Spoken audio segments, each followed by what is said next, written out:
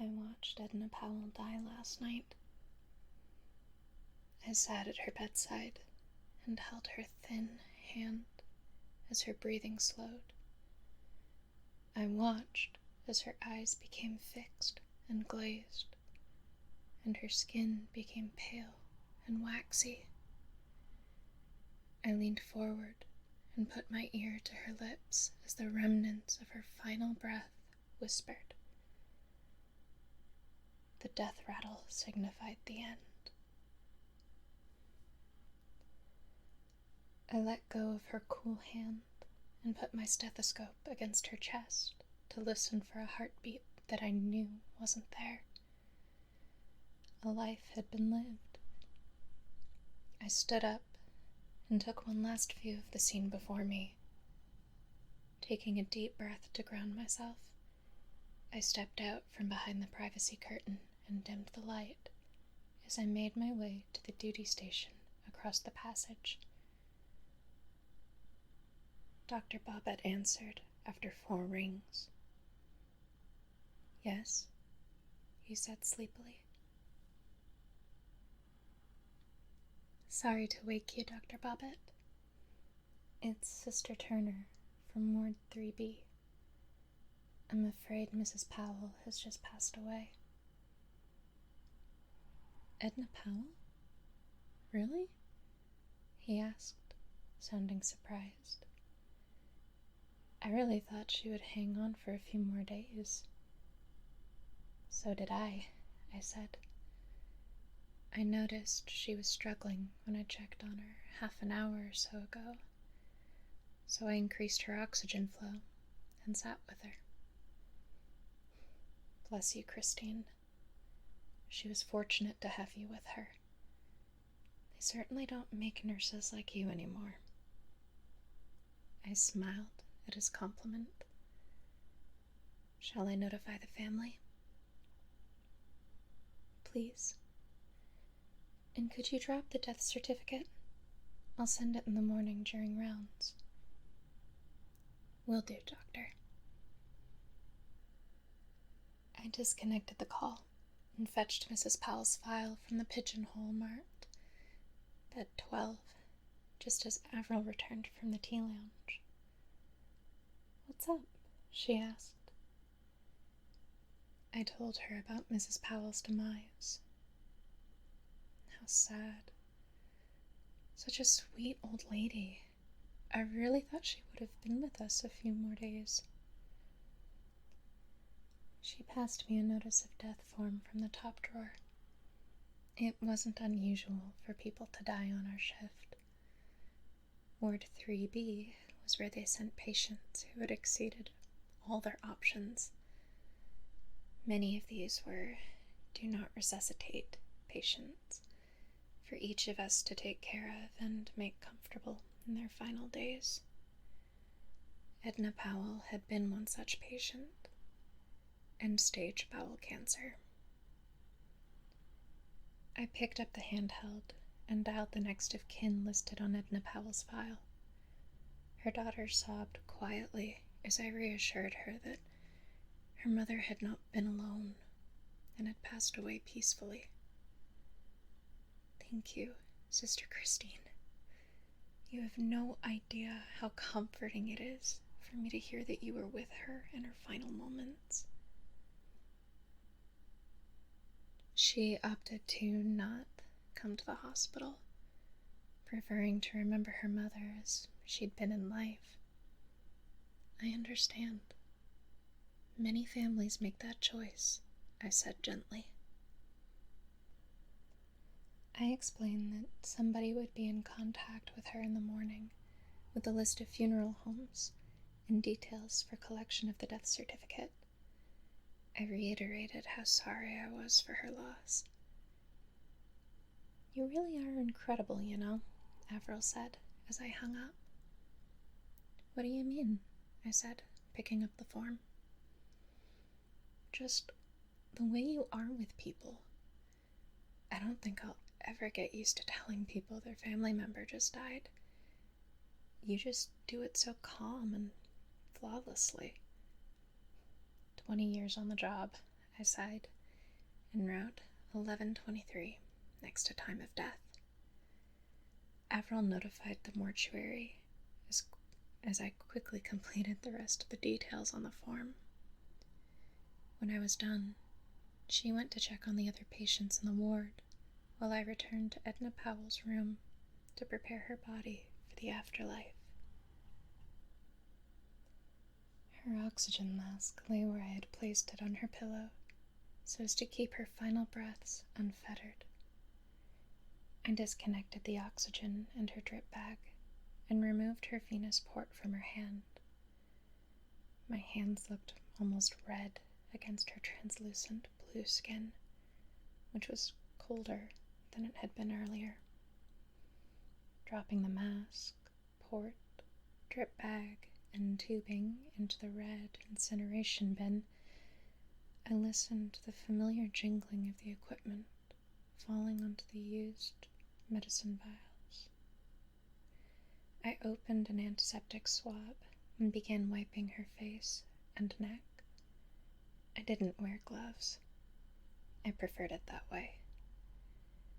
I rolled her frail, cancer-ravaged body onto her side and untied her hospital gown. Working quickly, I cleaned the front and back, then placed an absorbent pad beneath her pelvis to catch the fluids that would drain from her. There was certainly no dignity in death. Finally, I positioned her thin arms close to her side to make it easier for the undertaker when rigor mortis set in. Once Edna Powell's corpse was cleaned and positioned, I leaned over her face and peered into her lifeless eyes. Goodbye, old lady. I closed her eyes with the palm of my hand. I was startled by Avril's voice from behind the curtain. Need some help? All done, I said, quickly pulling the sheet over Edna Powell's face. The rest of my shift passed relatively uneventfully. The porters removed Edna Powell to the mortuary. Mrs. Johnson needed a sedative to help her sleep, and Mrs. Jamal needed additional pain meds, which I administered from the Schedule 7 cupboard, documenting it carefully in the register. I took my tea break on the third-floor balcony adjacent to Ward 8. As I watched the sun rise serenely over the sleeping city, I thought about how today the world would be different because there was one less person in it. At 7 o'clock, I left Avril to do handover to the day staff and fetched my bag from my locker. I scanned my access card and took the elevator to the ground floor, taking the long route out of the hospital. I turned left down the hallway where the Employee of the Year awards were displayed. I paused to look at a framed photo of a younger me. Senior Christina Turner, RN, Employee of the Year, 2018. This is why I do what I do. On the bus home, I gazed out the window and watched people starting their day. The city was waking up as I was about to sleep. I thought of Edna Powell, now permanently sleeping. Death is a strange concept. We always say, rest in peace, but do the dearly departed really rest? Is peace not just the end of suffering? When it came to Edna Powell, I knew the answer. Despite my long shift, I felt invigorated thinking about the role I had played in her passing. I had held the hands of many people as they took their last breath and passed to the other side. While most of them had been expected to die, not one of them had been ready to die. Each family, every doctor had been grateful for me having been with the patient as they took their final breath. In fact, I had been told it was my empathy with terminal patients and their families that had led to my Employee of the Year award. I exited the bus at my stop and briskly walked the short distance to my apartment. I couldn't wait to get home. Pushkin was waiting for me and curled his fluffy tail around my leg, meowing as I closed the door behind me. I turned on the kettle, dished up his breakfast, and watched him hoover it up. "I got another one," I whispered to him. I went through to my bedroom and closed the curtains. I sang to myself as I changed out of my scrubs and showered. 10 minutes later, I climbed into bed with my tea, took out my cell phone, and clicked on photos. I had been looking forward to this moment all night. I opened my most recent photo and saw the dead face of Edna Powell. Her mouth was open. Her lifeless eyes stared, unseeing from my screen. I swiped to the previous photo. Edna Powell stared back at me, a look of fear across her face.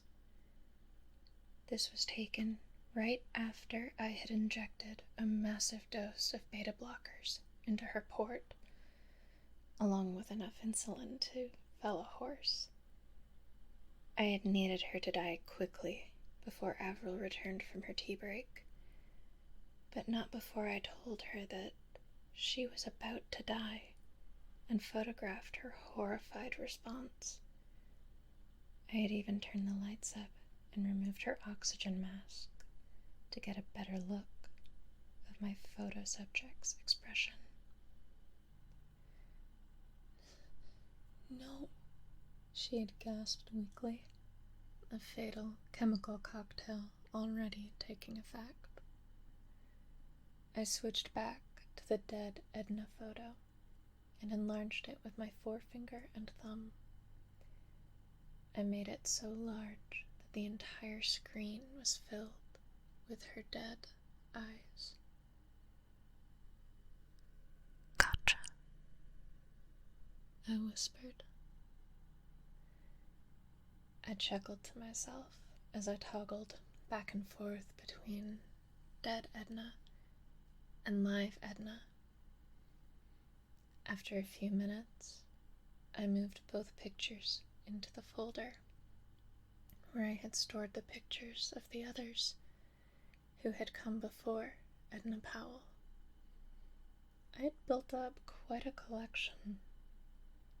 All of them had been expected to die, and none of them had required a post-mortem. I, a revered nursing sister with 20 years' experience and an Employee of the Year award, had written natural causes on their death certificates.